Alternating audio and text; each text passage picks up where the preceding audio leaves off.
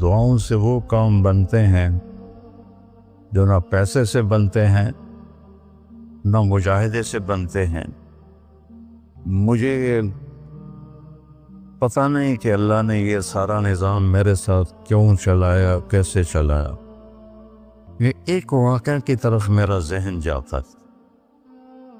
سردی شدید تھی اور ایونٹ سنسان ہوتا تھا۔ باہر بازار میں 2 ہوٹل تھے، ایک چائے کی دکان تھی۔ میں برآمدے میں کھڑا تھا تو میرے استاد صاحب رحمۃ اللہ علیہ مولانا عبد الرحمن، انہوں نے کروٹ بدلی کیا۔ تو ان کے قریب دوسرے استاد لیٹے ہوئے تھے، مولوی احمد بٹلہ صاحب۔ کہنے کہ مولانا کیا ہوا؟ کہنے کہ سر میں بہت درد ہے۔ بس یہ سننا تھا کہ میں اوپر گیلری میں میرا بستر تھا اور وہ اتنی سختی تھی گورنمنٹ میں کہ یہ جو گھڑی باندھنا بھی وہ کیا تھا، خلاف قانون تھا، اور تھرمس رکھنا بھی خلاف قانون تھا۔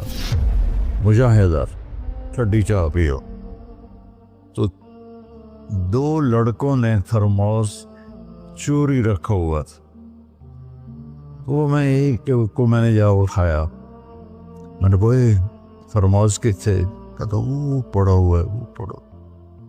تو میں نے اسے اٹھایا، بغل میں ڈالا اور میں نے بازار کی دوڑ لگا دی۔ 10 بج رہے تھے اور 10 بجے سنوٹا 250-300 کا تو مجمع ہوتا تھا رائمنڈ۔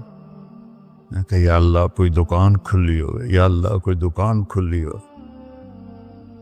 تو میں ننگے پاؤں، دسمبر کا مہینہ تھا، میں ننگے پاؤں دوڑا اور میں نے دیکھا تو وہ چائے کی دکان کا دروازہ بند تھا اور روشنی آ رہی تھی۔ میں نے کہا یہ لگتا کھلی ہوئی ہے، تو میں نے اس کے کواڑ ایسے کیے تو وہ کھل گیا۔ تو آگے وہ دکان والا، اس کا نام تھا انور ملتانی رحمۃ اللہ۔ یہ میں آپ کو بتا رہا ہوں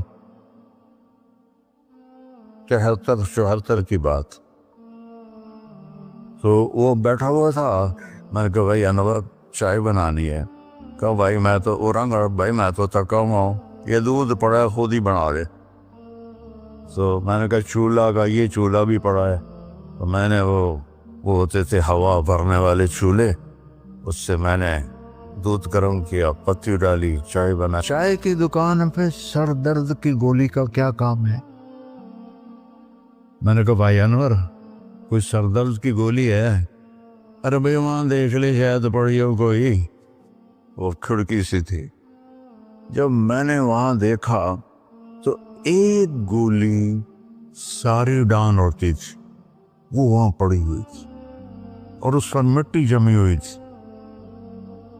جب اللہ کچھ دینا چاہتا ہے، میں نے وہ گولی اٹھائی، وہ پھر دوڑ لگائی ننگے پاؤں، اور مولانا رحمہ اللہ فوت ہو گئے، سر پر رضائی لے کے لیٹے ہوئے تھے۔ تو میں نے اسے پاؤں دبائے تو انہوں نے رضائی کو کہا ہاں کیا بات ہے؟ میں نے کہا جی یہ چائے ہے اور یہ سر درد کی گولی ہے، آپ کو درد ہو رہا ہے، نوش فرمائیں۔ تو ان کے ہونٹ ہلے، میں نے نہیں سنا، دعا دی انہوں نے مجھے۔ کیا دعا دی؟ وہ خود فرماتے تھے کہ طارق جمیل کی قبولیت میری دعا سے ہے، اور ایک میرے ساتھی تھے مولوی خورشید کی قبولیت میرے ڈنڈوں کی وجہ سے، اس کی پٹائی بہت کی تھی انہوں نے۔ تو میرے بارے میں فرماتے تھے کہ یہ میری دعا کا اللہ نے اس کو سلا دیا ہے۔ تو انہوں نے بے ساختہ مجھے دعا دی، انہوں نے سنی نہیں، چائے پلائی، گولی کھلائی، تو اللہ نے کیا سے کیا کرتے۔ میں اپنی بیگم پھوپھی رحمۃ اللہ علیہ، والدہ رحمۃ اللہ علیہ کے ساتھ حج پہ گیا۔ ان کو لے کر میں باہر نکلا تو 2 بوڑھی عورتیں بیٹھی تھیں۔ میں کہ اماں جی کیوں بیٹھی ہو؟ کہ پتہ بھول گئی ہیں. اب میرا بھی وہ دوسرا حج تھا, مجھے بھی مدینہ کا حدود اربع پتہ نہیں تھا. میں کہ کوئی ہے تھوڑے کل کارڈ؟ انہوں نے کہا اے کارڈ ہے. میں کہا آ جاؤ. اور دونوں چل پڑی. مجھے ایک عرب ساتھی نے پورا گھر دے دیا. بس جو دروازے پر پہنچے تھے ایک اور کھانے لگی, نہیں میں نہیں جانتی. وہ کرنے کے ویکھے نا شور شریف لگتا ہے, کوئی ایڈی وڈی گل. آ جا. وہ دہا پولیس ہے. میں نے اپنی بیگم سے کہا کہ ان کو کھانا کھلاؤ, اور وہ کارڈ لے کر میں اپنے ایک دوست کے پاس گیا, وہ جو جس کا گھر تھا. میں نے کہا اٹھو دکان سے اور یہ پتہ تلاش کروا. تو ہم دونوں گاڑی میں بیٹھے اور گھومتے کوئی آدھے گھنٹے کے بعد ہم نے وہ بلڈنگ تلاش کر لی. تو ہم واپس آئے تو دونوں مائیاں عرب والے کی تھیں, سوئی پڑی تھی. میں نے کہا اماں جی اٹھو, تھوڑا گھر ویکھ آیا, تم لے جانا. تو ان میں سے ایک دم اے بیٹا تینوں رب اپنے سونے دیا زیارتاں کرائی رکھے. میں نے بیگم سے کہا بیگم یہ دعا قبول ہو گئی. 90 سے لے کر آج تک بلا ناغہ میرے رب نے مجھے اپنے گھر بلایا. ایک 94 کا حج نہیں ہوا کہ وہ میری انگلینڈ تشکیل ہو گئی تو میں وہاں چلا گیا. پے در پے حج عمرہ. یہ 3 سال کووڈ کے جو آئے تھے نا وہ ناغہ ہے. تو میں ہمیشہ کہتا تھا کہ اماں دی دعا. اب ایک مزیدار قصہ سنا کے پھر نماز پڑھنی. میں طواف کر رہا تھا تو میری نظر پڑی جواد وسیم پر. وہ مقام ابراہیم پر نفل پڑھ کے نا بیٹھ کے دعا مانگ رہا تھا. تو میں وہاں کھڑا ہو گیا. میرے ساتھی نے کہا طواف پورا کرنا بھی ہے. میں کہا پتہ نہیں اٹھ کے کتنے چلا جاوے. لہٰذا میں اس کے سامنے ایسے منہ کر کے کھڑا ہو گیا. وہ ایسے دعا مانگ رہا تھا. مانگتے اس نے جب اوپر نظر اٹھائی تو مجھے دیکھا تو اس نے ایسے بھی نہیں کیا, اتنے ہی ہاتھ چھڑے دوڑ کے میرے پاس آیا. کہنے لگا مولانا تمہیں پتہ میں کی دعا کر رہا.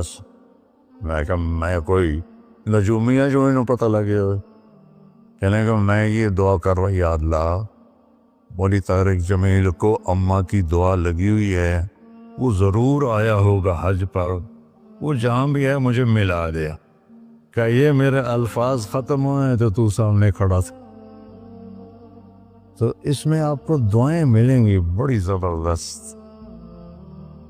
اللہ اپنے فرائض پورے کرو, نماز میں ناغہ نہ ہو, کسی کے لیے دل میں نفرت نہ رکھو, آپس میں اگر صحیح چلنا ہے تو ایک دوسرے کی غیبت نہ کرو, برائی نہ کرو, تو پھر انشاءاللہ نسلوں تک اللہ ہمارا یہ کام چلے گا. میں روزانہ مانگتا ہوں یا اللہ اس کو صدیوں پر لے جا.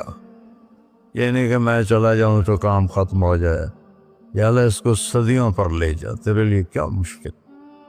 تو میں آپ سب کا شکر گزار ہوں, اور یہ جو انہوں نے اتنا خوبصورت انتظام کیا ہے اس پر بھی انتظام والوں کا بڑا شکر گزار ہوں.